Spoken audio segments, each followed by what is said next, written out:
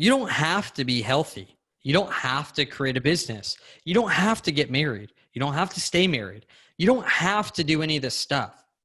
So just stop. Quit doing things. Give up. And generally the response is, well, I don't want to. What is going on, everyone? Welcome to Impact, Income, and Influence, the #1 show for monetization on the internet. My name is Steve Werner, and I am joined today by Nicholas Bayerle. Nicholas started off as a carpet cleaner. He was hustling any way he could. He, at one point, bought a $4,000 espresso machine to make lattes at a garage sale. He hustled and hustled and hustled, and then he had a huge breakthrough with Billion Dollar Body, which now has become Billion Dollar Brotherhood. He is an absolutely amazing entrepreneur and one of the most genuine, powerful male leaders I have ever met. Nicholas, welcome to the show. Steve, I appreciate it, man. And for everyone listening right now, a few years ago, I was 60 pounds overweight, which I'm sure we'll get into. And I didn't have a podcast or some type of social media or someone reach out to me with some type of ad on YouTube to be able to transform my life. It was just one person. And from multiple angles, think about this. And my life was changed for the positive in just that one moment. And years prior to that, it was changed to the negative for just one moment. Those types of moments, more on the positive side, will be had here today, especially if you stay to the very end. So I'm excited to do that, Steve. I'm expectant. And if everyone else is expectant as well, we're going to have a great time. We are going to have an amazing time. So kind of take us through that. Like, everybody has those negative voices, right? We've either got someone in our past somewhere that we took as a negative and it crushed us a little bit. Tell us about what yours was. And then I want to hear the positive, because that's what changed you. Totally. So everyone does have negative voices. And if not, then they're probably a psychopath, because you have good negative voices as well, right? If you're going to go to the edge of a cliff, there's the negative voice that says, don't jump off, right? There's two fears when you're born. My son's 9 months right now. The fear of falling and the fear of loud noises. Most fears after that, all fears after that though, are learned. Most of them keep us from living, not keep us from dying. So little side note there. And for me, yeah, I was in a messed up place. My parents I didn't have a perfect family. And so I speak mostly to other guys that didn't have a perfect family either, or they had a perfect family and they're still jacked up because they grew up thinking they had to be perfect, or they were perfect and they had to keep the standard. So it's so interesting how people think that I grew up with a great family, I don't have any problems. No, like, you have problems as well. Just they'll relate with other people. I grew up in a broken family. My parents split up when I was 4. I was in daycare from 0 to 2, and I was in preschool from 2 to 4. So I had this mad separation anxiety. In 3rd grade, I had diarrhea every single day. I don't get to share that too much because I had so much anxiety at school because I was left everywhere. I just was dropped off places and didn't know what the heck I was supposed to do. At 7 years old, I wrote my first suicide letter. I remember telling my family, dude, if you freaking hate life so much, I'm the problem. I'm the only reason why my parents fight. That's what I thought. And when I was with my mom, I had to hate my dad, because my dad was the person that she hated. So if I liked my dad, then my mom had this issue around it, and I just wanted to be nice. So I'd be like, oh, yeah, my dad, blah, blah, blah. And then I'd be with my dad, and my dad would be like, oh, do you know that your mom makes me pay to even see you? I'm like, what? Like, that's a jerk thing to do. I remember the moment. We were riding my dad's truck, and I remember him telling me that. It's like, man, that's such a rude thing. I didn't know it was called child support, and it was like what you do. And so I grew up in a very dysfunctional family in that way, yet with so many positives as well. And I'm just saying some of the negatives so that people could see, man, like, oh, I had that too, or I had that same exact thing happen. One of my biggest things that I wanted was approval from my father. I love my father. Me and my dad are really good friends now. Yet I had so much pressure on me to try to get that approval from my dad that at 13 years old, I remember being in my bedroom. My dad would constantly come down the hallway. He'd go through the kitchen, down 3 steps into the garage, and out the back door. And that's where he'd smoke and drink. And at this point, people knew it wasn't the best thing to do. So that was a place where he'd kind of hide it from my stepmom. And so I'd be out there. I'd kind of have to act like nothing was going on as well. So I remember just thinking, what is the one thing I could do to get the approval of my father? I legitimately pushed myself to get hurt in sports just because I saw my dad looking, but he just wasn't proud. I remember being on motorcycles and just jumping bigger and bigger and bigger until I'd crash, because I was just like, I'm right here. Like, when will he go, oh my gosh, great job, you're amazing. So I'd push myself. And this was that moment again. And I sat there and I thought, what's the one thing that my dad would want? I wanted to be a professional motocross racer because really my dad wanted that. And his dad never supported him. So my dad always bought me the motorcycles and all the things he ever wanted, but I never asked for, which is a very interesting thing for baby boomers. Always buying all the things, like everything that they would have wanted, they give it to their kids. And they expect the same exact reaction out of their kids that they would have had, even though they were the ones that really, really wanted it, never got it, had the desire. And so it would have been amazing for them. And when we don't react the same exact way, they get upset, frustrated, think that we're ungrateful, even though we never asked for any of it in the first place. So it got to this point where I said, Dad, I want to be the best motocross racer in the world. Thought that's what he wanted. Dad, I want to get tutoring. I want to go on travel. I want to do all these things. And my dad looked at me and I thought this was like the moment, like the movies. Son, you're the son who I'm grateful and well pleased in, all these things. He's like, you'll never be the best. And it crushed me. I was like, it was the straw that broke the camel's back, because truly deep down inside at this point, I didn't believe in myself. And that's what led me down the journey to be 60 pounds overweight. I got addicted to video games. I took all that motivation. I put it into a whole different life online. 365 days played on one game, 10 hours on average, even while going to school. I quit wrestling. I dropped from a 3.3 GPA to a 1.8 GPA. I went to summer school every single year just to be able to graduate.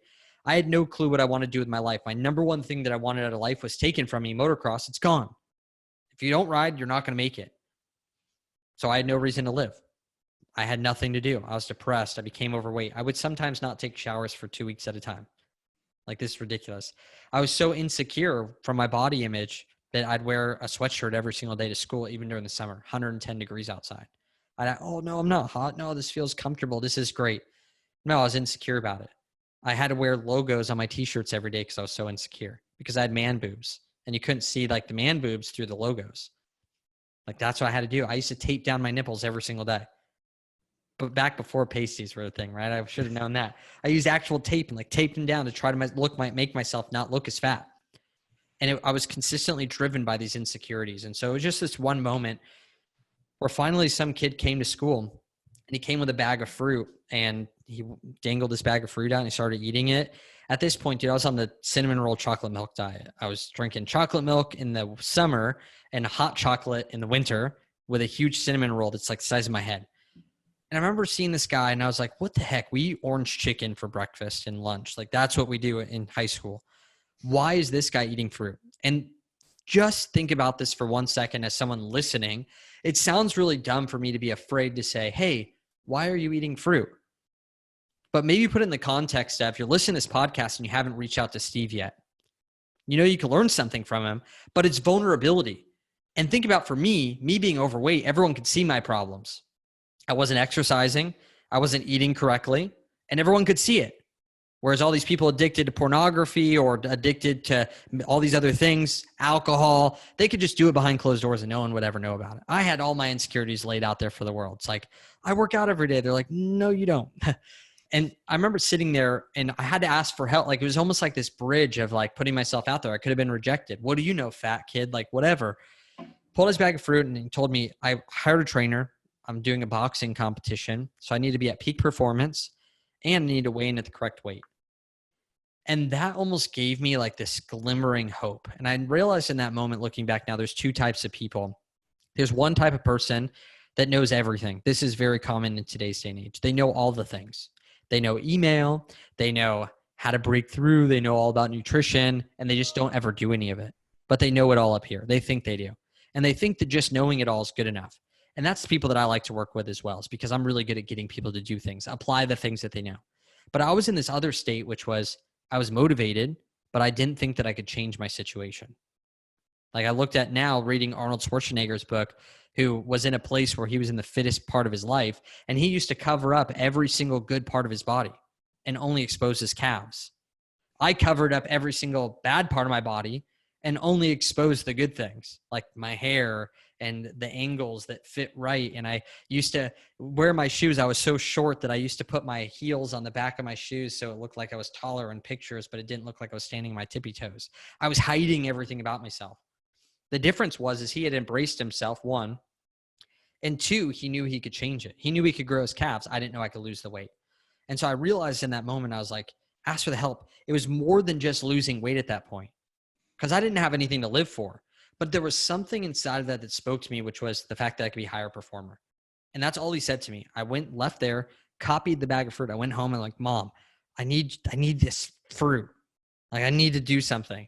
And 6 months later, I lost the 60 pounds. That was the starting point for me. The thing that I got my power back. I went back and connected with my dad. I hadn't talked to him in 3.5 years since he said, you'll never be the best.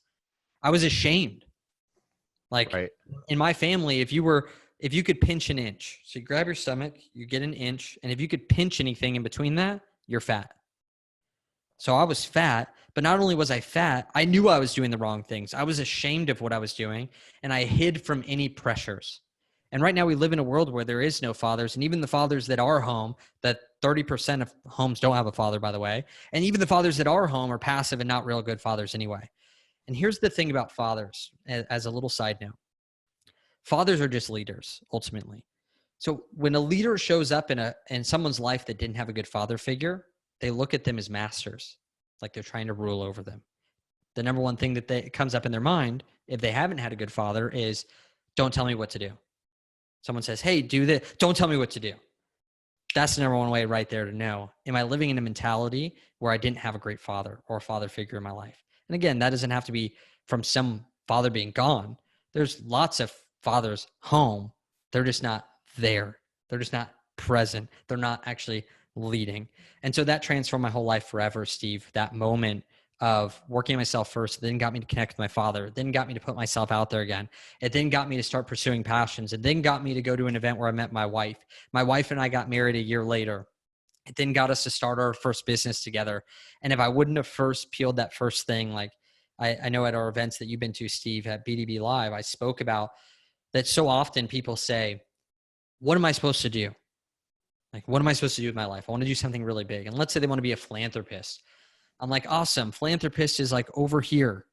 And there's like a lot of things that probably need to happen to get you to that point. So then it's what's in front of you. And so often we hear, like for me, it was, I needed to focus on my health and myself first. And I didn't know that, but I just did it. And I was stuck in limbo. And when I did it, all of a sudden I like reconnected with my dad, found my wife. All these crazy things started happening. I kept peeling on those layers. And I wasn't in my dream business in my first business. You said I was a carpet cleaner. Before that, dude, I joined network marketing and I tried to go out there and sling coffees and I failed in all of it. I lost everything. I was driving my wife in debt. I even went back and tried to be a professional motocross racer. Most people don't know this. For a whole year, I drove us in debt. I rode 4 days a week with no job and no prospering business. I was making about $750 a month for my business. And it got to the point where I had nowhere to live. I had to tell my wife that we got kicked out of our place and that we had no place we could get approved for in all of San Diego. And I sat there defeated and I said, this isn't going to happen. I'm selling the bikes. I'm getting rid of all these things that aren't taking care of my responsibilities, and I'm going to go after the dreams that I have. But each one of those things, taking action on them, is what led me quickly to where I'm at today. And I'll end it with this before the next thing that we're going to go into, Steve, is that I just wrote this down in my stories today. One of the top regrets of people out there before they die on their deathbed is I wish I pursued my dreams and aspirations and not the life others expected of me. When I wanted to lose weight, my family thought it was amazing until I wouldn't eat the food with them. Then they were like, this is so annoying. Why are you doing this? I even got made fun of by a family member when I lost the weight. I took off my shirt for the first time. They go, oh man, you look emaciated. You need to work out. After I just lost 60 pounds, just cutting me down. When I went to church for the first time, they thought it was amazing until I actually wanted to travel and help people.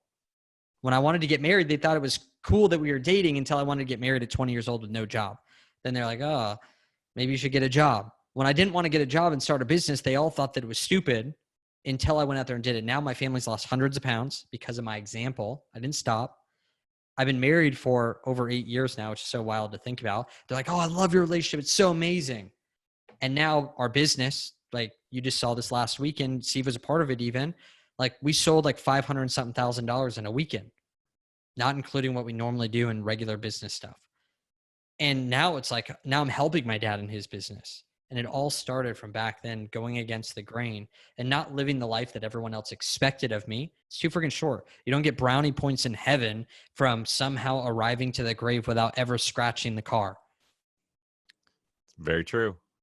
So There's one thing I want to point out, like there's so much richness in that story, but a few of the things that I want to point out: when you started losing weight, when you started going to church, when you started changing your life, everybody, it's really easy for people to be like, oh yeah, that's great, until it starts to affect them, right? And the minute they get affected, people around you, unfortunately, they get, not offended isn't the right word, but they get uncomfortable. Triggered would be a good word. Trigger would be a Because great they're not word. doing it. Right. And It points out the so it flaws in their stretches life. them, dude, because they're like, why am I not? Either you're right and I'm not doing it, which means that I'm wrong, or they already know that they should be doing it and they're not, and you are. This is what we call crabs in a bucket. And the first thing that I've always done, no matter what I've gone into, is I've dropped the old friends that are not pushing me forward. I did it with losing weight. I started getting around other people, started hanging around different people.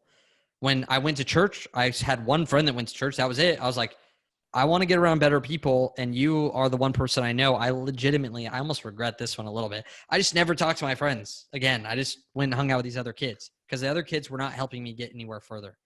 When it came to business, the people that didn't support, I was like, well, Cool. I'm going to go jump into this higher network of people, because you'll always be plus or minus 10% of your current friend group. A lot of people are nostalgic about their high school friends, and they feel so connected and obligated and all this stuff. I'm like, that's just not me. Well, I'm with people that want to run quickly, and I'm here to support and give happy birthdays and go to the wedding and all these things for all the other people. Yet that's just not the way I live life. So I've always uprooted crabs that are pulling me down, because again, life is too short. if you're out there listening to this and you're like, well, how, that seems awful hardcore. Here's the thing: the minute you start to change, if somebody starts to pull you down, realize that it has nothing to do with you. It has everything to do with them and their insecurities. And you don't have to have a conversation where you're like, I never want to talk to you again. Very quickly, those people will stop talking to you because you make them uncomfortable. This happened with me when I started investing in real estate. It happened with me when I built my first business. It happened with me when I built my second business. All of the people that were around me, we would go out once in a while for dinner still, and there wouldn't be much to talk about. They say, oh, what are you doing? And I would be real excited and share with them what was going on and all the people that I was meeting and the things that I was doing and where I was traveling. And a lot of times they would just be like, oh, that's nice. Do you, and they wouldn't have much to say. And we probably, I still see them on Facebook once in a while. I actually get messages almost every week from somebody that's like, how do you do what you do? I would love to do that.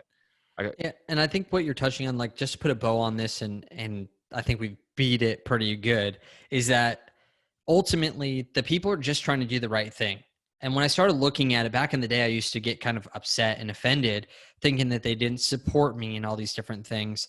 And usually those are our own insecurities coming out. But when I started looking at it as, man, you know what? They're trying to be as helpful as possible. They've tried running a business and failed, or they've tried taking a risk and they don't see that running a business is the best way to get there.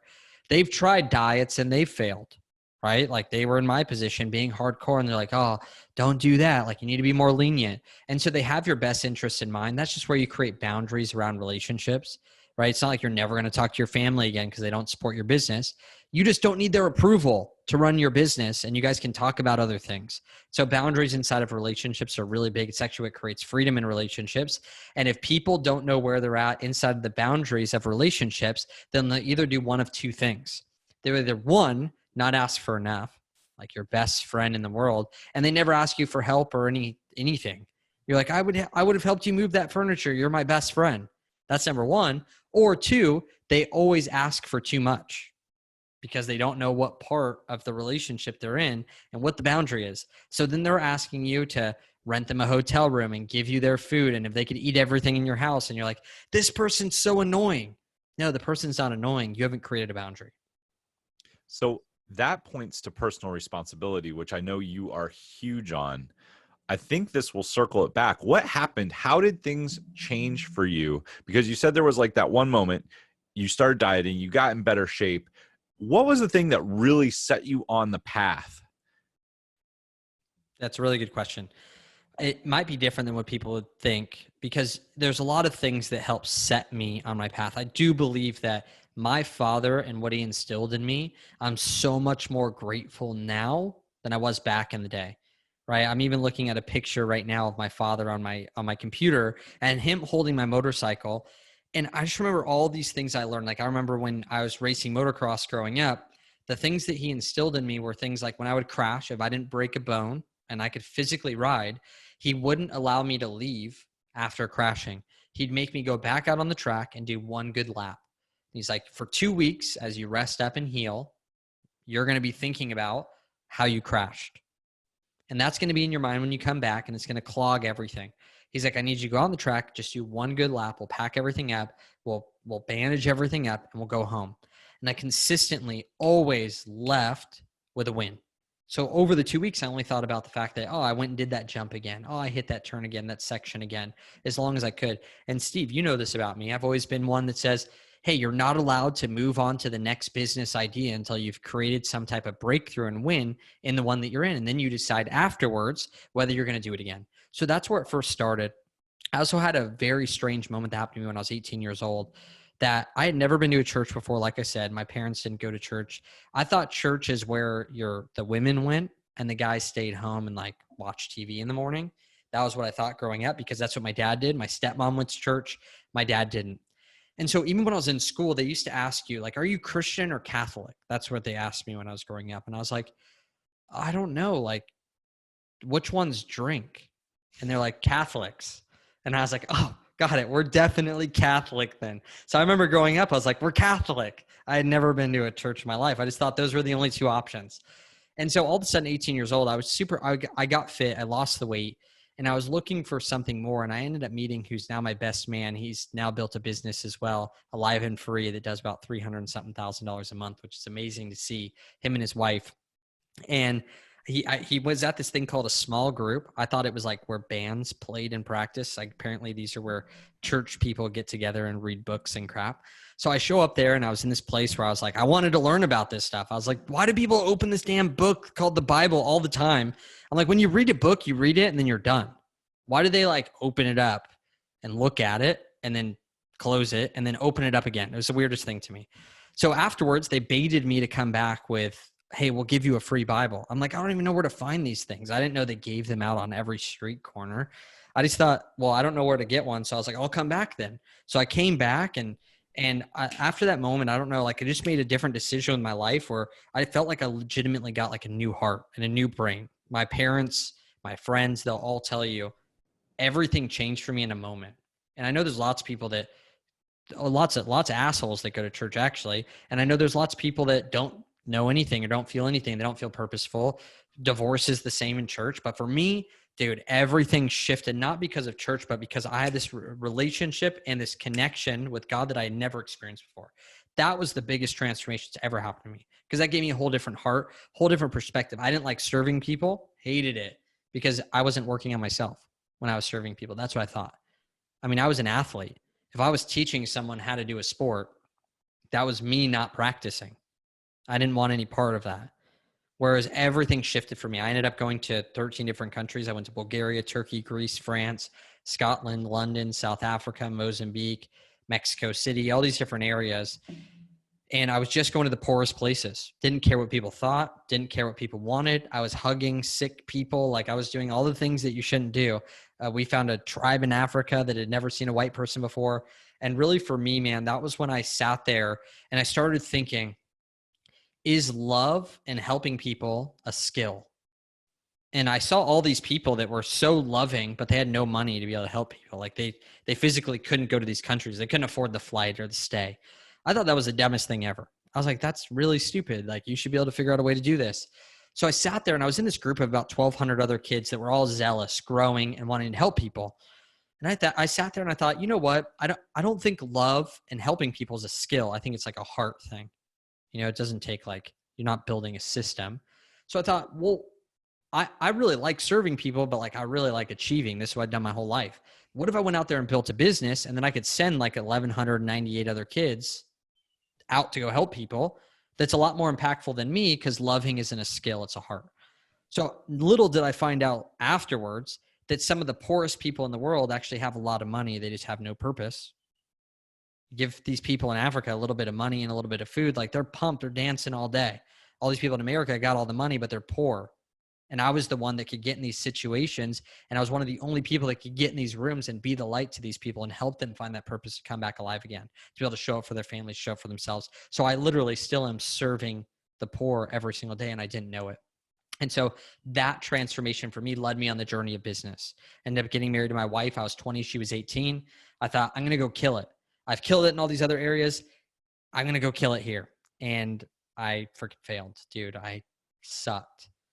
I held 2 events every single week for a year. Half of them no one showed up to. I think my biggest one was maybe like 11 or 12 people. I did have one time where like 50 people came because I flew in like a big speaker and no one did anything. Super embarrassing for that speaker and myself. I ended up failing in business, driving my wife into debt, and had to go back and become a carpet cleaner for my dad, which was pretty embarrassing. And for 2.5 years, I carpet cleaned for my father. And part of that was because he got into a bad accident. And in that, I lost my purpose again. And I think this is something for the people that have been in it for a while. I was so deep, far gone. I had been to the events before and I had failed. I'd had mentors before and I had failed. I was so deep away from the identity of who I was, that zealous person, that I just went back and started golfing and doing all these things where I could feel progress, but it wasn't actually taking my responsibilities. People can write this down. Where you find your purpose is where your responsibilities and your passions overlap. Golfing was a passion, but it never was going to take care of my responsibilities. My goal was to play senior PGA tour when I was like 60 years old.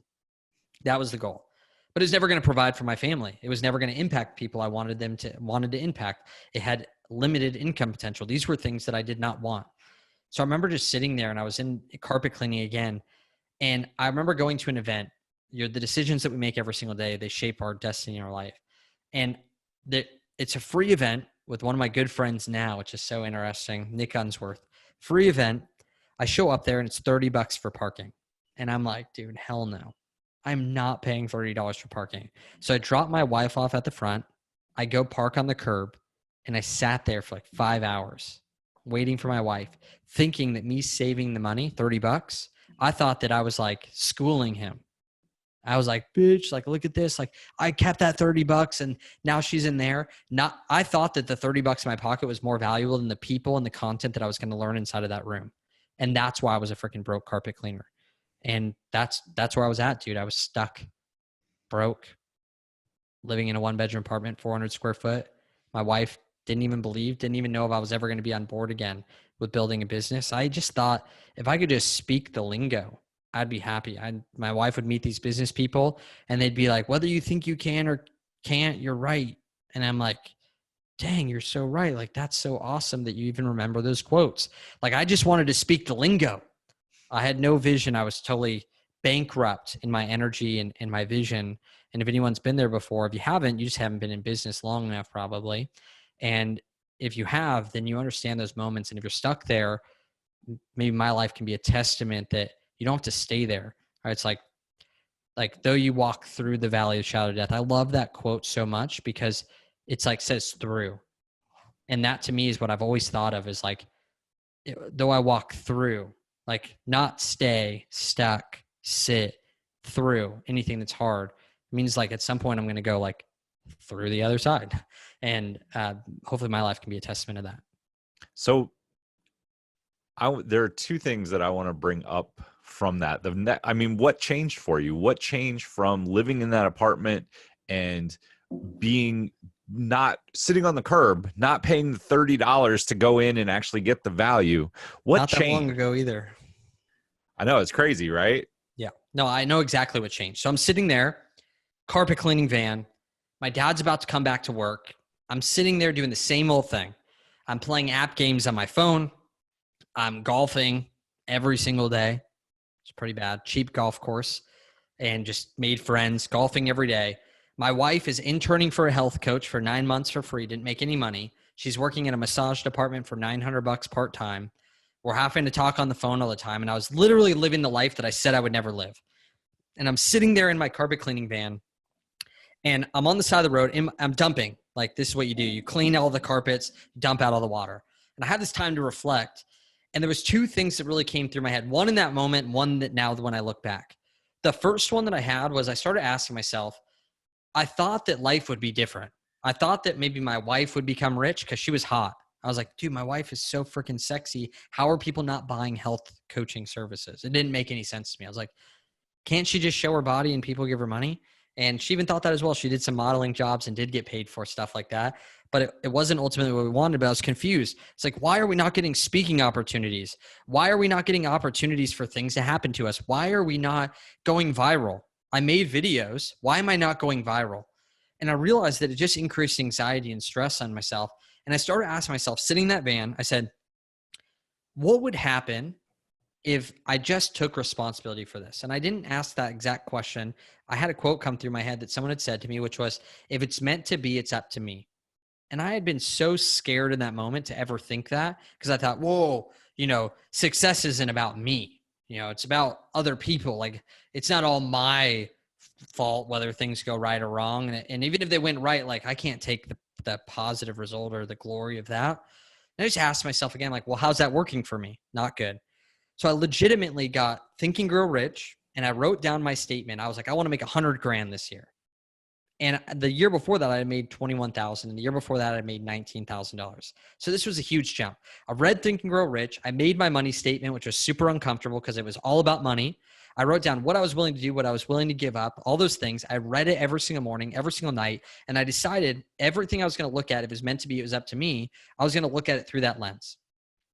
Now looking back as well, I realized that all superhero movies are full of freaking crap. They say with great power comes great responsibility. It's BS. No, it's when you take great responsibility, great power comes. I noticed, and they've proven now, that by taking responsibility, it decreases stress, not by decreasing the amount of responsibilities that you have. Taking on the responsibility gives you the clarity, because now you're not expecting something outside of yourself to do something for you that you cannot control. You're taking back into control the things that you want to see happen. So I started taking that down. I started just writing out a to-do list. We now call this the BDB rituals. And I just started writing down a random to-do list of all the things I want to do every single day with the goal to make $285 a day, or I would work till 10 p.m. because I knew I needed to sleep, get back up. Mind you, I was still carpet cleaning. I made about $20,000, $21,000 from carpet cleaning that year, and I grossed over $100,000 in sales.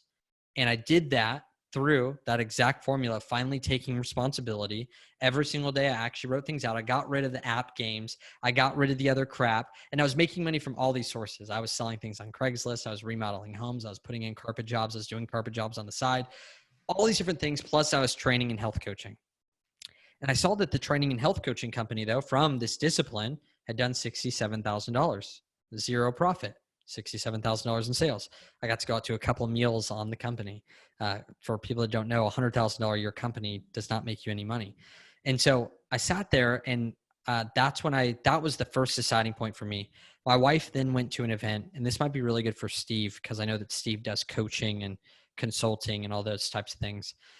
My wife went to an event. I was still carpet cleaning. And at this event, they pitched another event. So she calls me. She says, honey, I really want to invest in this thing. I really want to get involved with it. And it's $5,000 and it's an event 6 months from now, but we get on a call one time a month before that as well.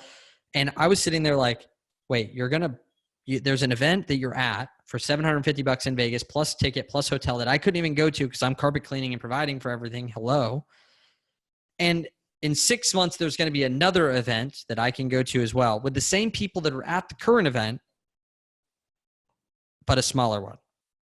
Like I was like, in my head, I was like, this is so dumb. Like that doesn't make any sense. And also realized like I was paying off like $25, $100 a month of my credit card, working my ass off. Like I was in debt and I was like chunking away. Like, oh, in like 50 months, I'm going to be out of debt. Like this is where I was at. $5,000 on a credit card would have been insane. I always ask people, do they think that was a good investment? And everyone tells me, of course it was. Look at where you're at now. Like this picture right here, you only get if you speak at Funnel Hacking Live in front of 5,000 people. When I spoke on stage with Brendan Burchard and all these other crazy people, look at where you're at. Look at what you're doing. Look at where you live. Look at what you get to do. No, dude, that was dumb.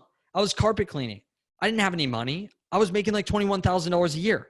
That was 25% of my entire paycheck for the entire year, not of extra money that I had. That was all going towards my car and my gas. And we only had one car and we lived in a tiny place. And so, but I knew that not supporting my wife was going to be the wrong answer altogether. So my wife invested in this thing called Mastermind. I thought it was total crap. Here's crabs in a bucket again. 6 months later, I hadn't been on one call, didn't commit myself. I blamed it on the fact that I was cleaning carpets every day, but there was the event coming up. I thought, all my friends told me, oh, that guy's not the best guy anyway. You should refund. They were like, I have a $15,000 mastermind. I'll let you in for $5,000. And they're like, you should just get your money back. And it felt exciting, right? I was like, not taking responsibility again. But as you know, I've had mentors like Yost Jansen, who's Navy SEAL, and all these people that taught me about commitment. And my father, it's like, man, you know what? That's already the wrong thing. So I'm not going to go try to do the right thing by first doing the wrong thing. I can control that. So I remember showing up to this event. I was able to actually share what I did at the event. And I left there with people that believed in me, with plans that I could actually take action on and actually utilize.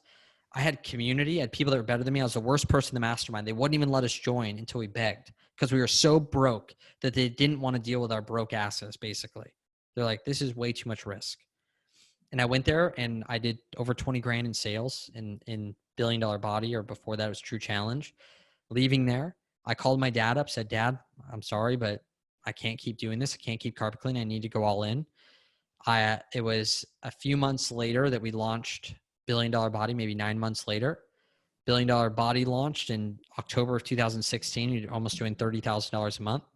By June of the next year, 2017, we had just done our first $100,000 plus month, which was insane. I sat there and thought, I would have had to work for 4 years in carpet cleaning to do what we just did in one day. And every single month since that one mastermind, think about how crazy this is. One mastermind, I've continued to invest in masterminds and continue to do the things that works, continue to put myself in accountability and continue to do that for other people.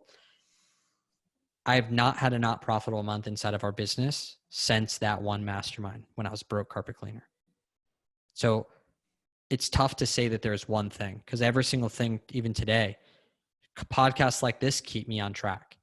As a leader, we set the expectation for every single person in our lives. Every day that's earned. Like I went to the gym today. I hadn't gone to the gym for almost 2 weeks before I moved out to Austin, Texas. I got here and I was about to get on a mastermind call with the Brotherhood. And I thought, who the hell am I to jump on here and be like three-dimensional businessman and not go get a membership right down the street? So I went down and this is my 10th day. And it's like the accountability of the people in my life, the people I serve, the vision that I have, the family that I have, the people like you around me every single day, that every single day I got to check in with. And it's a lot easier as a businessman. The number one killer of a businessman is seclusion. There's people that think that they have to be in the right spot, killing it in their life to be able to be around people. And so they work really hard with all their willpower on their own to get to a certain point. They get around people, something goes wrong and they retreat back in. The other people wait until things are literally already going to freaking crap. They finally ask for help. No one can help them fast enough. And they blame it on the community all over again. And as soon as they get back to stability, they run away from it again. The problem is with both of those is those days may never come where you're in the right place. My father went through that. Failing business, claimed bankruptcy in 2009, didn't ask for help, thought things would come back. Still to this day really hasn't surrounded himself with those people. I decided not to make those same problems, create the same mistakes. And that is the plethora of things that led me to what we do now of transforming businessmen all over the planet and are going to continue to until we rule this entire world of men transformational business, where every single night people at home are sitting there talking about how they can be three-dimensional in their life, how they can go out there and create the business that allows them to live the life that they want. And that's what we get to do with people like Steve. And I'm grateful to be on podcasts like this with people like him. That is an awesome story. And I want to hold up a mirror because I want, like, connecting the dots, listening to this and connecting the dots. The thing that when you went to that event, what changed for you was the top 5 people you were around. Again, you changed the people that you were around. You got rid of the people who were like, refund that crap. Don't do that. You're wasting your money. You got for like something 2.5 cheaper years, I over really here. avoided people because I was like, why would anyone want to hang out with me?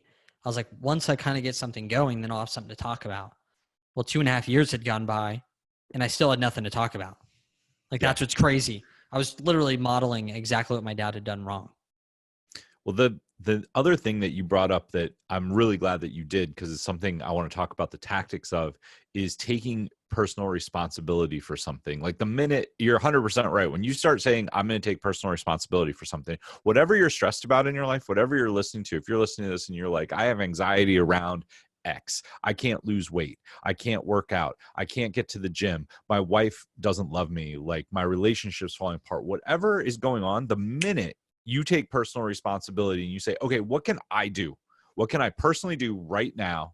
And one of the things when Nicholas and I met, I went to one of the BDB live events and I was like, I don't know, this guy's kind of good. He's got some interesting things to say. And the thing that got me the most was when you started talking about commitments, because we've all been there.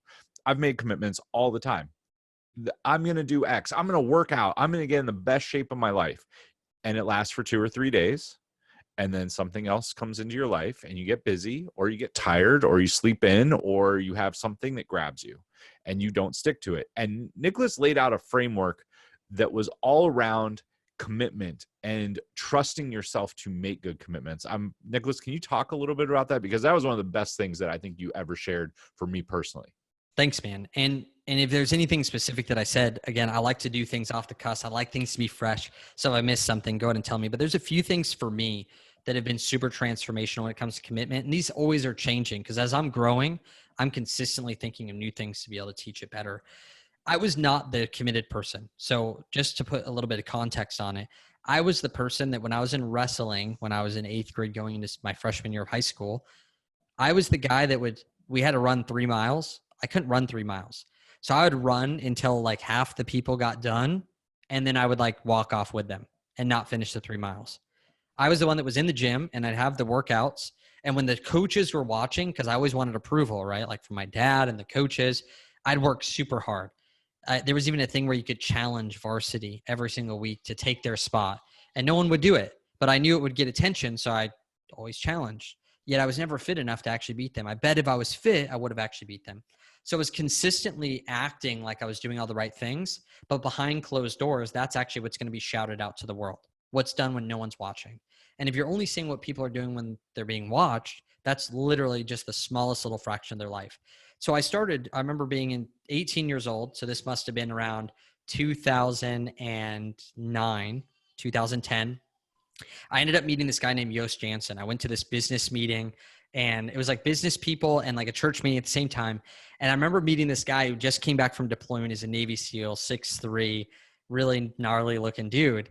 And he was super impressed by me. And I started hanging around this guy and started seeing that he acted different. I spent 3.5 years working out with this guy. And one of the things that he taught me was this. He said, everyone thinks that commitment, which by definition, if you want to write this down, is doing what you said you're going to do after the feeling you set it in is gone. Right? Everyone makes commitments when things feel good. Back when Yost was Navy SEAL, one of the big things they would do is they'd be sitting around the campfire feeling all warm and excited. They're like, oh, we're going to get up in the morning early and we're going to go swim over this way. And a lot of people make commitments when they're in the comfort of their own home.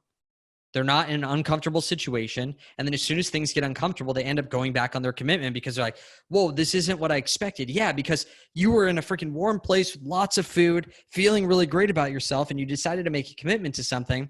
And then all of a sudden, when things got hard, we ended up breaking it. I remember him telling me that there's 2 types of commitments. There's the commitments you make to other people. Those commitments are easy to follow through on. Steve said, Nicholas, will you do this podcast today? Well, I have to think about the fact that if I don't show up, Steve's going to be upset. I'm going to leave him hanging.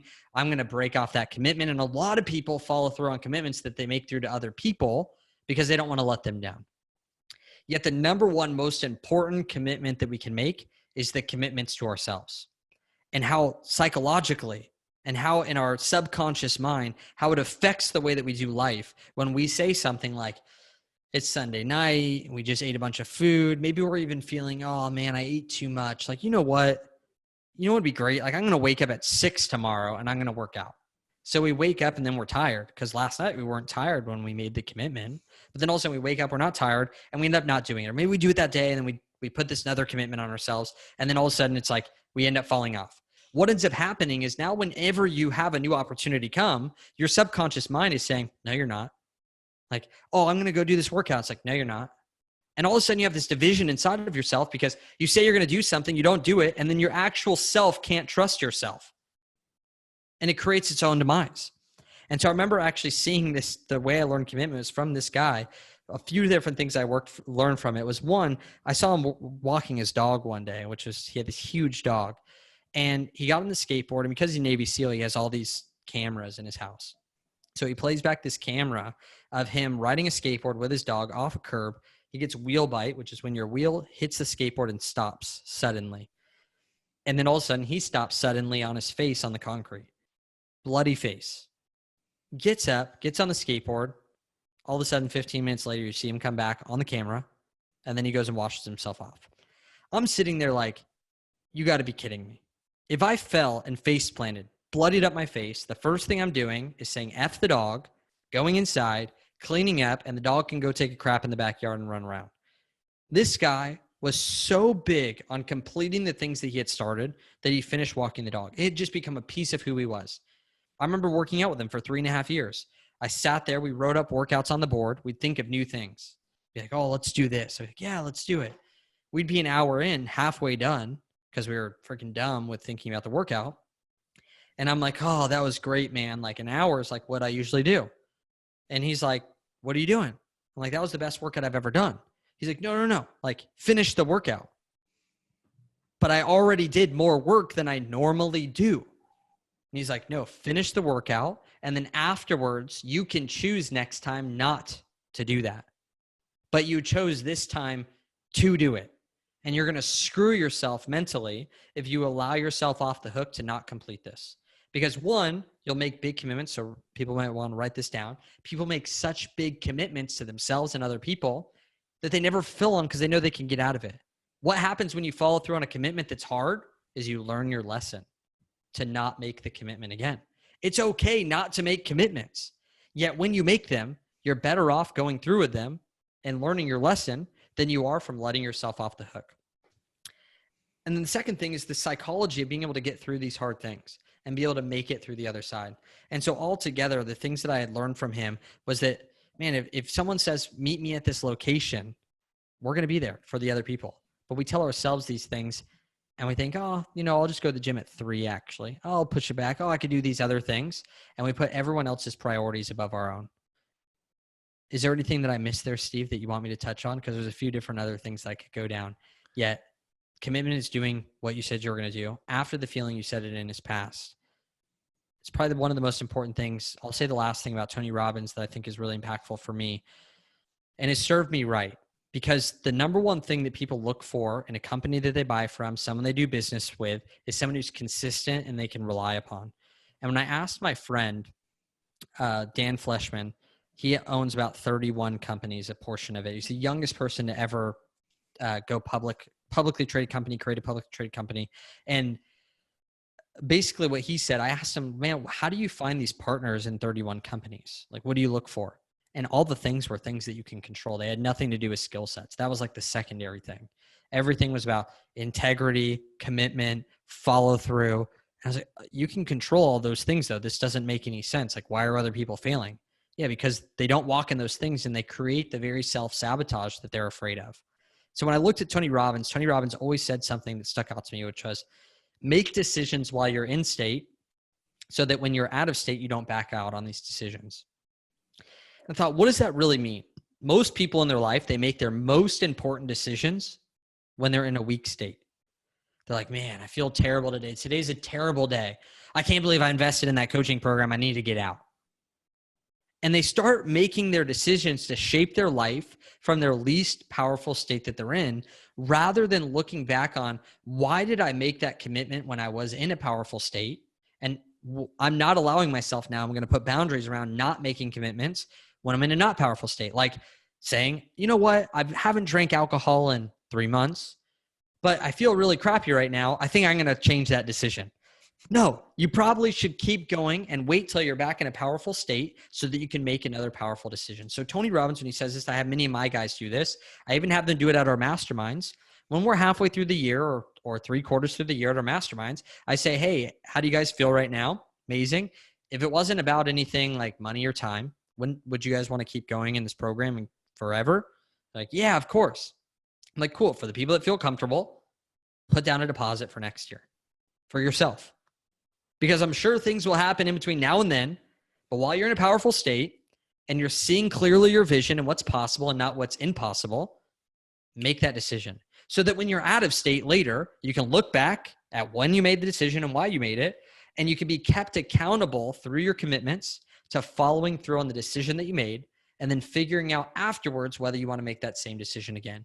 And I found far often, more times than not, following through on those commitments is far more rewarding than whatever it would cost you to stay inside the commitments that you did, AKA training for the race, doing the workout, making the monetary investment, following through on that, far more effective. And that's something that we can actually physically control in our life. And I talk a lot about doing the right thing rather than doing the wrong thing to succeed. To me, I'm like, man, I already know that I can control the commitment and the follow through. Am I perfect on it? Absolutely not. I continually have to repent. People think repent's like a crazy word because it's like some Catholic priest is like behind closed doors and you're telling him something. Repent just means to change direction. Like I go, okay, I caught myself there. I'm stopping that and I'm getting back on track. And that's the decision people can make right now. The second thing is making smaller commitments. Make commitments that you can actually follow through on.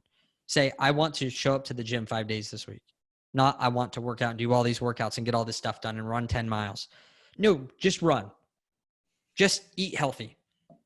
Start stacking momentum of things that you can control that are simple. When I helped people lose weight, number one thing I'd have them do is do box breathing in the morning. Boom, checked off in a couple minutes. And hydrate. Boom, checked off, easy to do. Even if it's 10 o'clock at night, they could still chug a gallon of water. They'll pee all night, but at least they'll learn their lesson. But they can do it. And all of a sudden, it creates this momentum where they're like, I want to go to the gym. I didn't have to be like, you need to go to the gym and then do all these other things. What happens is we end up putting the hardest commitments, the hardest things to do, we make them have all the weight. And so they're easy to fail and they're the hardest to do and they're usually the least effective. Instead, do the most effective things: breathing, hydration, sleep, nutrition, and relate this to business, and then exercise. So I don't put all the weight on. If I don't go to the gym, then I'm going to eat like crap. That's what most people do. They don't go to the gym, so they think, well, I'll just start tomorrow. And while I'm at it, I might as well eat ice cream and not do any of the things I normally do. Rather, I have people focus on the things that are easy, create the most amount of results, and create the most amount of momentum. Now they just want to go to the gym because they feel so damn good.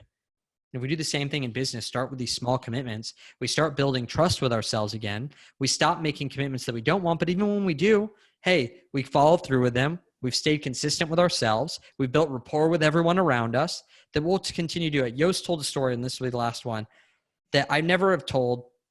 Maybe I've told one time ever because it's about me and I don't really like this story being told about me because of the way that it was done. But I quit carpet cleaning. I was growing BDB. And Yost, old ex-mother-in-law, gave me a call one day because I had put in carpet in her house. She said, I need my carpets cleaned. And I was like, no problem. When is a good time? I'll call the office. I'll have them set it up for you, and my dad will have someone come and clean the carpet. So all of a sudden, I get a call a few weeks later. Nicholas, my dog's in daycare, and it's 5 o'clock at night, and still nobody showed up. And I'm like, oh, crap. So I call my dad, and he goes, oh, like, we totally messed up and missed her thing on the schedule, but like we're already done for the day. So I'm like an hour away from my dad's house and another 45 minutes to her house afterwards. And I'm sitting there at the beach with my wife, 5 p.m., sunset's coming down. And I'm like, hey, honey, like jump in the car. We got to go. I drove an hour down to my dad's house. I picked up his carpet cleaning van. I got to her house at 9 o'clock at night, cleaned all of her carpets, drove my dad's van back. My wife and I got in the car and we drove all the way back up to my house. And the biggest thing about that was that, and now it's kind of sucks because it feels like tooting my own horn, but I know my own, like it's been a long time since that. I got home and it wasn't until months later, Yost was talking to his mother-in-law, ex-mother-in-law, and she said, oh yeah, Nicholas came out and cleaned my carpets. You wouldn't believe it. He set up the appointment. No one did. And he came all the way down. And I talk to Yost all the time. And the thing that was most effective was that not that I just followed through on the commitment. That's what was great to me. But that it was done in the right way, that blew Yost's mind more than anything. He came to the first year live event and he told that story. I had never heard it. And at the time, I wanted a few years to go by before I shared it. Yeah, I share it as a principle that, one, I followed through. I made things right with her. And I didn't have to make it a thing that everyone else had to know about because I got my benefit. And little did I know afterwards, all the benefit came as well. Reminds me of Tony Robbins' story of his friend in LA that cleaned up the trash for the real estate deal, never sold real estate, sold 1.8 million in like 18 months, and then still sells all the homes in that zip code to this day, 40 something years later, all because of one thing done correctly that changed everything. And so that to me is the definition of commitment. And that's what I try to live my life doing. Those are awesome stories and awesome takeaways. The one thing that I want you to share is when people, like, the biggest thing that was big for me when you told the story was start with something small, rebuild some trust with yourself. Totally. Because if you try to do too big, right? If you're like, I'm going to do the workout and it's 3 hours long and I'm going to get in the best shape ever, you're making that commitment while you're sitting on the couch and it's easy, and then you're going to go do it, and then you're going to tell a story that allows you to not finish it. You're going to be like, oh, it's too hard, everyone will understand. What's like one or two really good tactical things that people can implement to start keeping their commitments, even if they're small commitments, so that they can learn to trust themselves again? So there's a few things that I like to do. And number one is I want to figure out outcomes. So what are the outcomes that you want to get out of these commitments? Because when I look at commitments and I look at making a decision, when I re-look at them, I ask myself, if I take responsibility, am I supposed to just stop doing this? Because sometimes we do things that just don't matter. Like the reason you're not committed to it is because it doesn't matter. Stop having it bog you down. Stop doing it. Quit. Stop. Doesn't matter. So number one is that. Two, do I need support with this? Do I not understand how to do it? Or do I need someone to teach me how to do it? Or three, do I need someone else to do it? And maybe this isn't even something I'm supposed to do. So when I take the responsibility, even if someone else is supposed to do it, I'm fine with that. I'm still taking responsibility for it getting done. The next step from there is figuring out outcomes. What am I really trying to do from this? And I usually like to look at things at what, why, how. I'll try to look at what I want, why do I want it, and how do I get it? And as long as those three align, I know that I'm going to have proper motivation to be able to get it. Because if it doesn't matter, I want it, but I don't really care about it, and it's really hard to get, I'm probably not going to do it. And I'd rather not beat myself up and create shame in my life because I won't work really, really hard to get something that I don't want. So getting really, really clear on those what, why, hows until they all align where your why is at a point where you're like, I want this enough to do the work that it takes to be able to get there. So often we have these expectations on ourselves. I'd have these guys that, man, I want to look like this person, this bodybuilder. And I can really commit to like at least 3 to 4 days a week of 30 minutes of exercise. I'm like, you're what you want, why you want it, and the how you get there, they're not aligning because you're expecting to get this result out of 30 minutes of work. So I bring that back a little bit and I go, well, maybe you're just expectations wrong. So you're beating yourself up with all these commitments that you're making because you're putting in the work, but you're not getting the results. So you're always discouraged. Let's bring back, what do you really want? And I started thinking, man, even for me running a business, I don't want to spend 2 hours a day in the gym. I want to run my business. I want to be healthy. I want to be lean. I want to be strong. I want to make progress. And so all of a sudden I start setting real, true goals where I'm like, this is where I want to be. And I have a reason why I want to be there, and it optimizes me, and I'll actually do the work, and the work aligns with the thing that I actually want. And then I bring it back to actions. The number one problem that people have with commitments is they think they commit to outcomes. You don't commit to outcomes. The number one thing in sports or business is that you can't run around the gym saying, I want to lose 60 pounds. Oh, 60 pounds, 60 pounds, 60 pounds. Like that isn't how it works. That's what you do at the house when you're getting motivated, making your commitments and all these things. But you make the commitment. You're like, this is where I want to be. Great. Have you or an expert build you a plan. Do the plan. And I always ask people, could you go to the gym for a day? Could you hydrate for a day? Could you make your follow-up calls just for a day? Just for one day. I don't care about the rest of your life.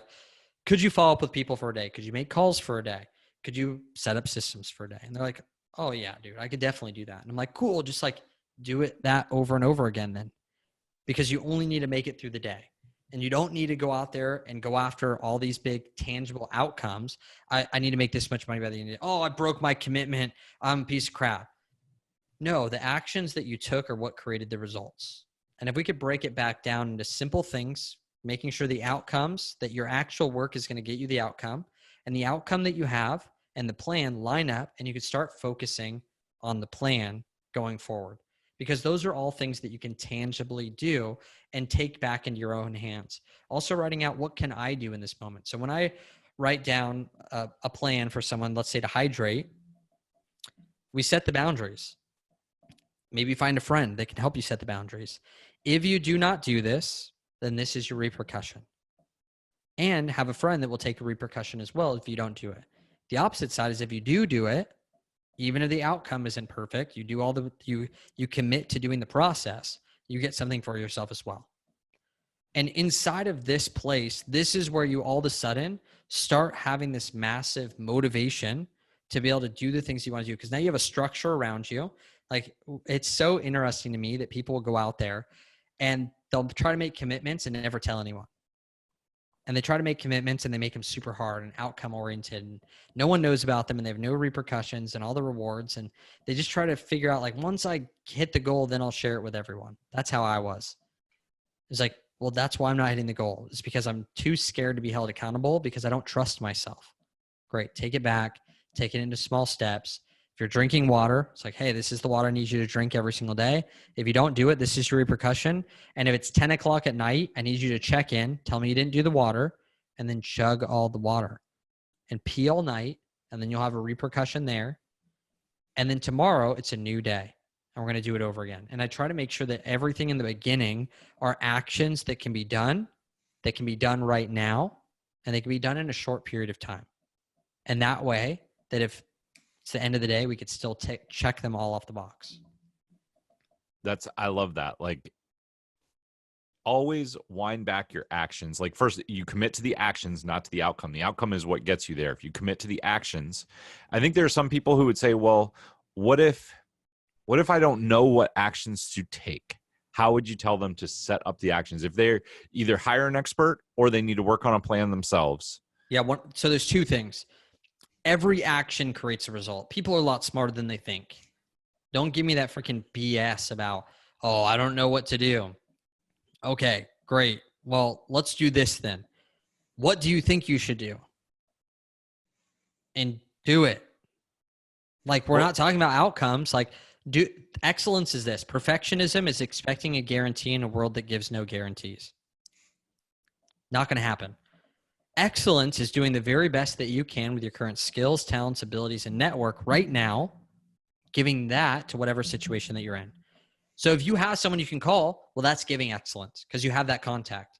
But based on your current skills, talents, abilities, network, knowledge base right now, make a decision. Try it out. Then go get help. But if you saw me, I did $20,000 in sales and then went to $100,000. That is not very impressive, yet it was progress. Was I really that much smarter? No, I just actually started writing out every day what I thought I should do to make $285 a day. And then I was like, all right, I'm winning. I'm making progress, but I'm doing this the hard way. I have like 10 income streams that are all doing tiny little bits of things, and I'm split everywhere. So then I'm like, well, maybe I should get some help. Yet so often people think, I'm not doing anything. I don't know what to do. So I'm going to hire someone to tell me what to do. Dude, you're already going to fail because you don't even know how to do. Go do. Then go hire someone. Go a week in the gym and do what you think you can do. And then earn hiring someone. Go make calls. Try to close people. Do the actions. Fail a little bit. Then hire someone. I always try to figure out, how can I earn this? So when I got into motocross, I was like, all right, like, I'm going to go out there and I'm going to ride this many days a week. And after I do that, then I'll get this next thing. Like, often for me, I'm always thinking about, all right, based on my current skills, knowledge base, and ability, I'm going to do what I can. Like, if I was to go surf right now, the first thing I would do is I go, all right, I could either buy the best surfboard in the world, or I could get a cheaper surfboard. And after I surf 7 times, then I'm going to go buy the nice board. Because I'm not going to allow myself to go out there and do all these other things without first committing myself to the process. So what I would say is that everyone has an idea of what they should do. If they were coaching someone else, I'm sure they'd give them an idea. Now it's time to take action on the ideas. That's called excellence. Give it your very best that you can. And if you have access to people, then go get them. But if you can't create results on your current knowledge base, then something is just wrong and you're just not doing it. I promise you right now that you're smart enough, you know enough, and you've heard enough, even in this podcast, to create a result in every single area of your life, a better result. Is it the best? Probably not. Yet I bet you can make forward momentum so that when you go out there and ask the coach, you're not in paralysis. A car, even if you move the wheels, steer the wheel of the car. If it's not moving, it's not going to go anywhere. So I love what you're saying. You're preaching to the choir. I want to annihilate some people's false beliefs, because I know people out there are listening and they're like, well, I try to take action and I start reading stuff, and then I buy like 5 books, and then I watch a bunch of videos, and then I get confused and I don't know what to do, and I can't even formulate a plan, so I don't take action, and then I just forget about it and I eat some ice cream. Yeah, I would say quit. You're living someone else's life. You don't want it. That's what I would say. You just need to stop. Well, what about the people that are just like, they don't have enough belief in themselves to even take action? Like when you were overweight, right? Let's go back to the very beginning of the story. When you were overweight, you didn't know how to go to the gym. You didn't know how to eat better. And you just felt like all this weight and anxiety and pain around it. How do you get rid of that enough to be able to just take the first step forward? Because I think what you touched on right before this was, you just have to take a step forward. It's not going to be perfect, but take a step, get into some momentum, and then the next step is easier. But what do you say to the person that just can't figure out how to take that first step? I tell them to quit. That's what I tell them to do. I just straight up stop. You don't have to be healthy. You don't have to create a business. You don't have to get married. You don't have to stay married. You don't have to do any of this stuff. So just stop. Quit doing things. Give up. And generally the response is, well, I don't want to. I want this stuff. I want to do this, this, and this. And then I go, great. Well, then let's freaking do it. And there has to be that decision made. And sometimes it takes that different angle to be able to create it. Just, dude, stop. I knew that I should walk, and I knew that I should eat less than I was eating of corn dogs and freaking pizzas. I just was not doing it. And the next thing is, what's something that you can do to commit yourself to doing it? They say where your money is, your heart is also. Where your money goes, your energy flows. Go make an investment in yourself.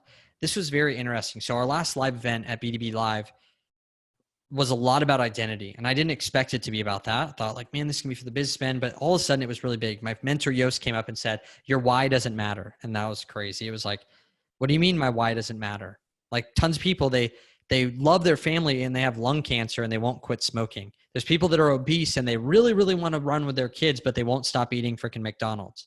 They have all the whys in the world, but they haven't had an identity shift. And then what even hammered it in even more is Russell Brunson came and spoke to the mastermind and also to the event.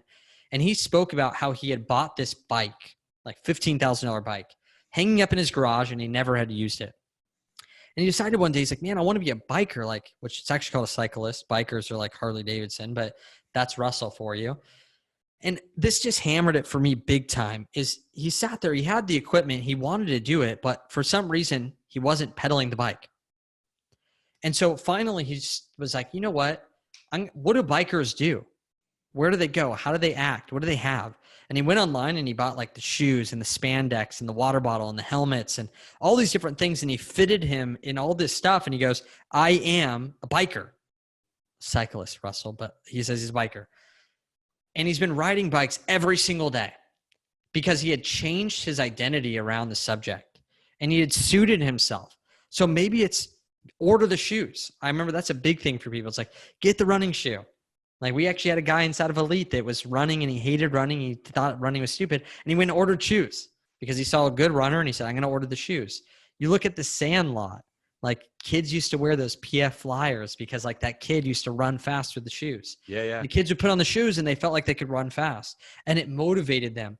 So put yourself in an environment of what would this person do? Take on the identity of this new person. Because my identity now, if I were to eat unhealthy, that would be the healthy of years ago. Because my identity has shifted.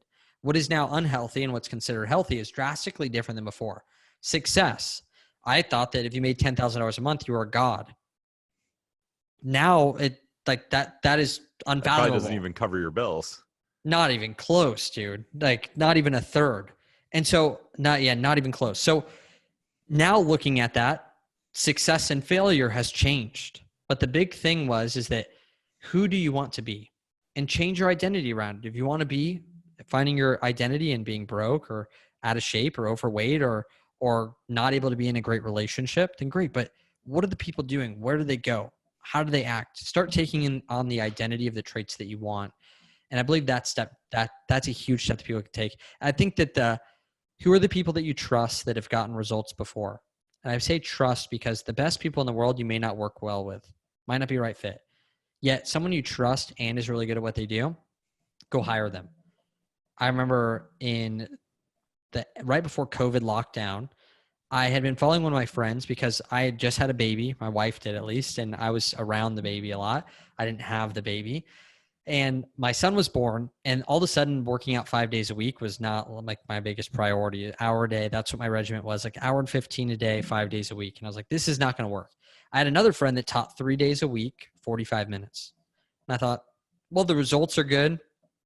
That would actually work really well. Monday, Wednesday, Friday, great. So I was kind of watching from a distance. I had known him for 2 years. And for 2 months, I sat there and thought about this program, but never really did it. So one day I wake up and I'm like, you know what? Like things have gotten worse. I haven't been working out as much. I need to commit to something new. I don't want to write my own program. I just want to get something and just follow it. So finally I invest. It was only like $650. I invest in this at-home workout program. And that day I went through all the trainings and I felt like a completely different person. That was just the shift that I needed. I was like, all right, like that was the breakthrough. I was waiting for that. And I sat there and thought about it and thought, man, you know what? Even though I got this pretty quick, I could have done this 2 months ago, but I waited till things got worse and worse and worse and worse. Till I'm at the worst place now. And now I finally take action 2 months later, where it could have been a smooth transition from when my son was born, invest in the program, and been right on the different regimen.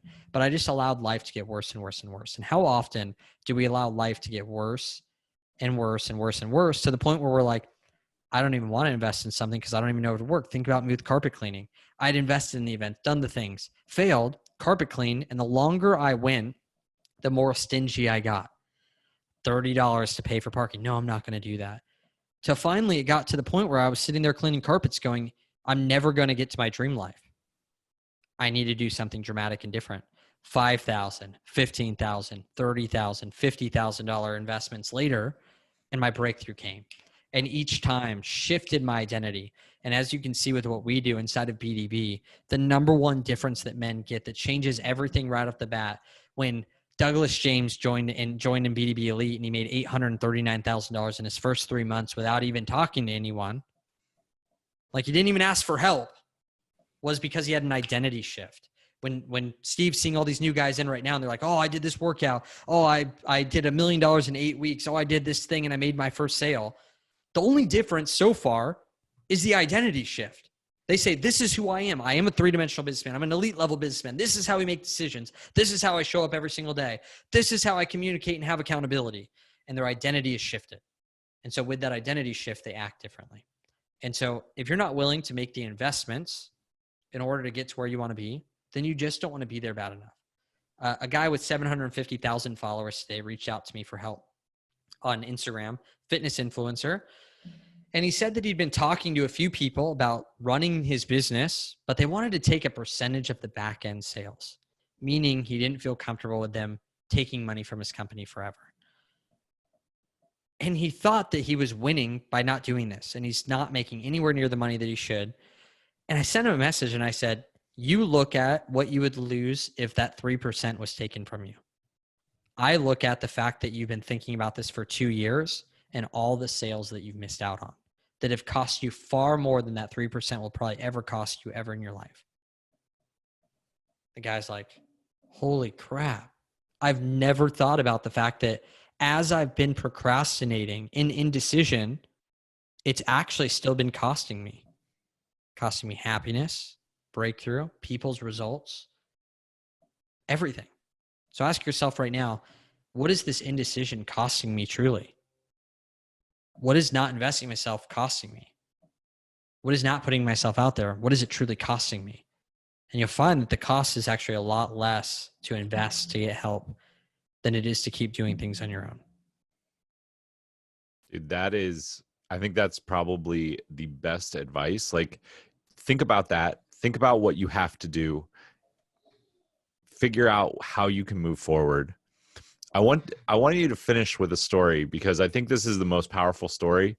I have selfish reasons for it. Those of you who are listening to this, you know I used to hold live events all the time. In COVID, I can't. But one of the things that really impressed me about Nicholas before I ever knew him, I had heard this story about how he wanted to hold a live event to launch B2B. He felt this huge passion. And like, to be flat honest, holding a live event is hard. Filling a room is one of the hardest things. And everyone thinks that it's going to be super easy. It's one of the things that I coach on. It's one of the things that I've helped hundreds of people with. But Nicholas's story around this sums up everything that we have talked about on this podcast about taking action, about setting measurable goals, and about staying committed. I'm going to let Nicholas tell the story because it is awesome. I just pick it up where like you decided you wanted to hold the event. You knew that it was important to you. What did you do from there? Totally. So to give a little bit of context, I had ran Billion Dollar Body and became a coach helping men lose weight. And I was at this point where I was making about $35,000-ish a month on average, some bigger, some smaller, but the average was right around that point. And I was on calls all the time. And I was just sitting there thinking, man, I'm on calls with all these guys and I'm just not helping them. We talked 2 months about business or about health. That just shows how much I talk about business now. 2 months about health. And then the rest of it's like, we're going through their business so that they can have time to work out, and we're going through their relationship because it's struggle. And I saw that there was 3 core areas that men couldn't outsource, was health, wealth, and relationships. I didn't know they were the 3 core markets. I had no clue. I thought I like discovered this. I'm like, well, if they have their health in check, then they can spend time with their family, and if their family's in check, then it gives them motivation and gives them nothing that holds them back from the business. I'm like, that's what I want to do. Build a brotherhood. The best way to achieve that is through brotherhood. This is something that's missing from our society. And I was so scared. I thought it was going to be 5 years away. So my wife, everything we've done has been like based on, we have this like inspiration and we just do it. My wife had a dream that we started a podcast in 2015, and we started one, and we hit number 1 in New and Noteworthy and went down to number 34 in the country in health, education, and business. And it all started from that dream, and we just did it. So my wife had a similar type thing where she's like, I think we need to hold a live event. And I was like, all right, maybe 20 people. She's like, no, like you need to do 100. And I'm like, all right, like I don't think I could do 100, but that sounds great. It sounds more measurable to get these 20 people in. And I started thinking about like, this is the perfect way to transition into what I actually want to do with the brotherhood. I'll get the people in the room. It'll be long enough for them to understand what it's all about. I'll launch something new inside of it. And then they'll go home as these little ambassadors, like 100 ambassadors that are just like wearing the shirts and living the lifestyle, and an incubator to see them go forward in the mission, like a whole year in just a couple of days. And so I'm planning this event, and I was like, well, but I'm so scared to make the transition. I don't want to do this health stuff. That's not what I'm about. I had a health transformation. I'm a business guy, and I'm not truly helping the people to the capacity I want to. None of them know each other. As soon as they get done working with me, they just go back to their old friends, and they are healthier than before, but they kind of just become average Joes again, running their companies, hanging out with their friends, drinking beers and eating salads.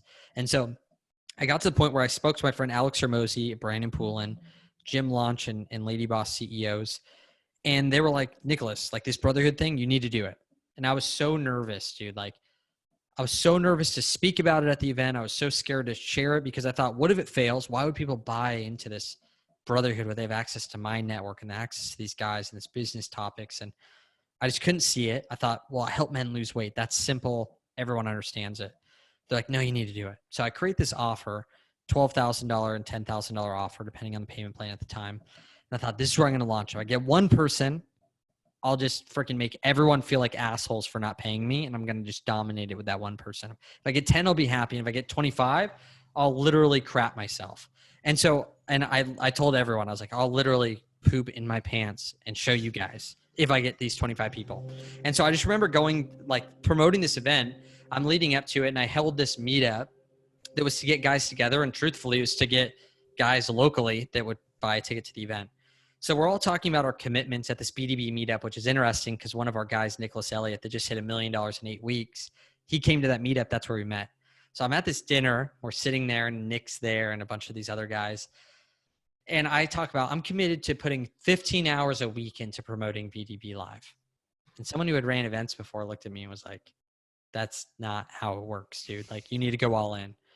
So all of a sudden it hit me. I'm like, not that far away from the event. I only had about 10 people signed up for it.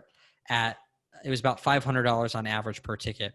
So I have these 10 people, but I have these speakers like Cole Hatter, all my network. I asked all of them to come out and I freaked out, dude. I was sitting there like, what am I going to do? If 10 people show up, all the speakers are going to hate me forever and they're going to reject me and be like, this guy's a loser for telling me there's going to be 100 people here. Freaked out. And I'm like, all right. And then the other side is that 10 people come to the event and they're all spaced out across the room like, hey, what are you doing over there? Good to see you. And they realize that they just got duped on this amazing event and no one showed up. That freaked me out, dude.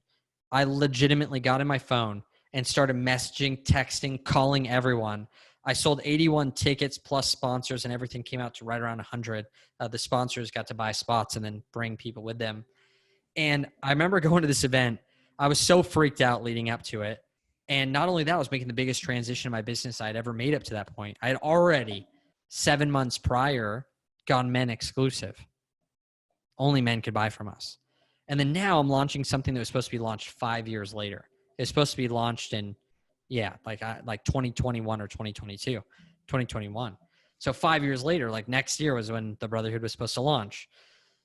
And so I go up on stage and I create this offer that I think is just going to kill it.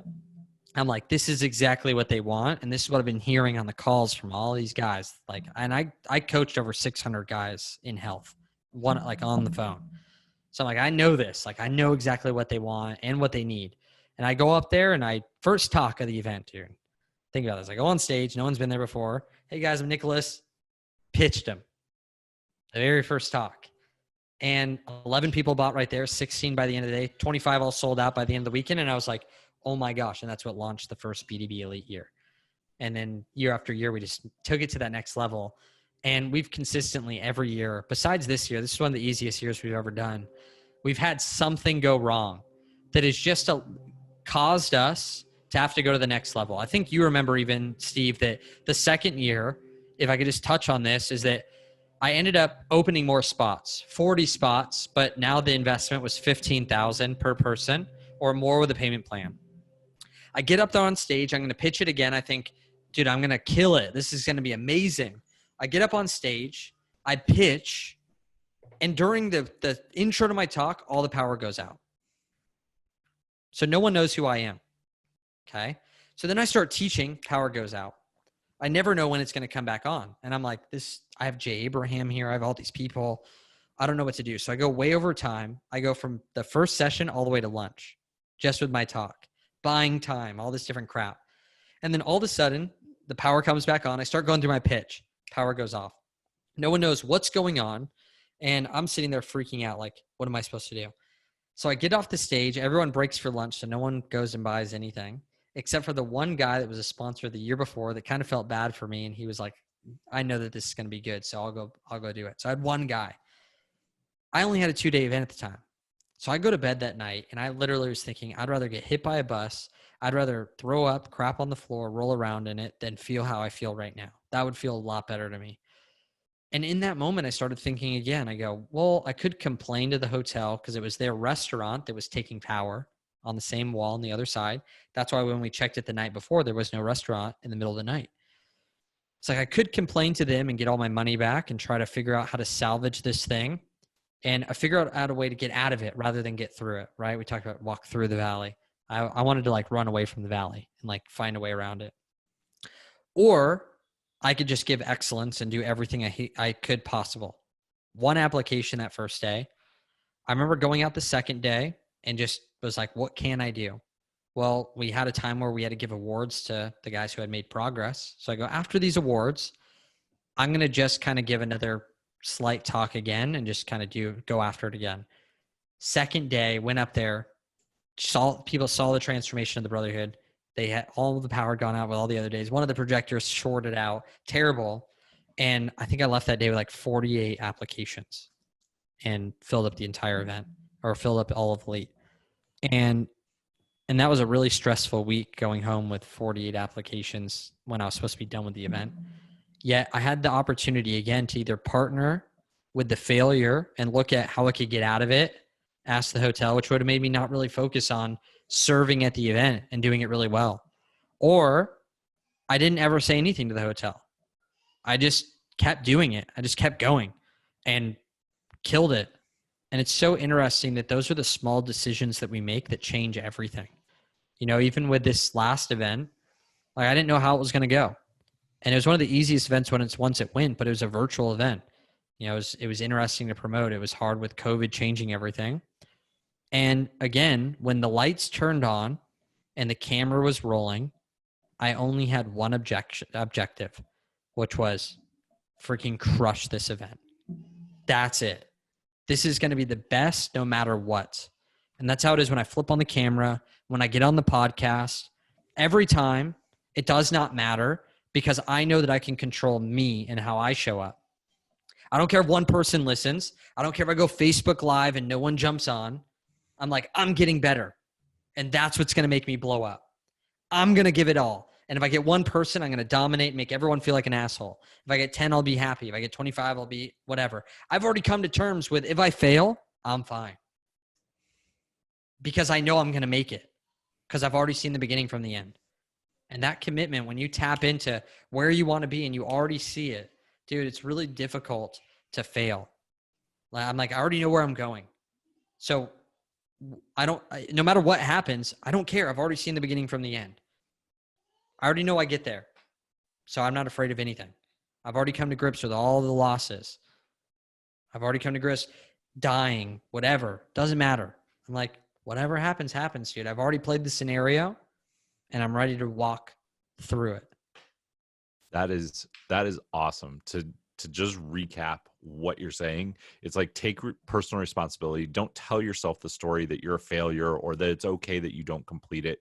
Just walk through it, finish it, do what you say you're going to do, and success is in that. Like it will come to you because you are doing what you're saying you're going to do. Yeah, and one thing I learned from the Navy SEALs as well that I got to spend a lot of time with was at the end, that's when you do your lessons learned. You know, I noticed that even with golf or surfing or any of these things, you don't practice while you're in the game. You think about, all right, what do I want to do better in my swing? And you go to the driving range and you practice and you think of all these things. But then when you go on the course, you only think about one thing different. What's one thing that I want to do on this course? And you swing with muscle memory. And so when you go up on stage or you hit live, one thing you want to work on, great. And then when you get off the stage and you're done for the day, you could go back through what they call lessons learned. What did I learn from this? And you file it away as a new standard operating procedure for next time. Next time, don't let the power go out. Good lesson. But if you don't write it down, you'll forget. So you look at what did I do really well at? What do I need help with? Then you focus on those things in between the events. And then when you're back on stage, it's time to go. It's not time to think, all right, how am I supposed to frame this talk? And how am I supposed to do that while you're on stage? No, dude, that's what practicing was for. But when you're in the game, you don't think about, is my elbow in when I shoot this basketball? No, you practice that in practice. And when you're in the game, you don't think about anything. You play. Awesome. And I think that's a really big deal for people. Nicholas, you have shared a wealth of knowledge, mindset tips, ways to be responsible, and ultimately ways for people to find success. Where can people learn more about you, more about the Brotherhood, and what you're doing? Perfect, man. So if they're on Facebook, they could check out the Billion Dollar Brotherhood Facebook group, which actually when they join, I'll share with them how they get a free book from me, my best-selling book, Modern Day Businessman. I'll ship it for free and everything. So what they're going to want to do is type in the Billion Dollar Brotherhood. If they're a man, request to join the group. If not, the next thing is Nicholas Bayerle on Instagram. Send me a DM. And also you could check out all of our podcasts on billiondolarbody.com. Awesome. Nicholas, thank you so much for sharing with us. For those of you listening, I know we covered a ton in this podcast. You're going to want to go back and listen to pieces of it again. If you want to see the videos, go on YouTube. These videos will be there. They'll be broken down into bite-sized chunks. Until next time, guys, take action, change lives, and make money. I'll see you soon.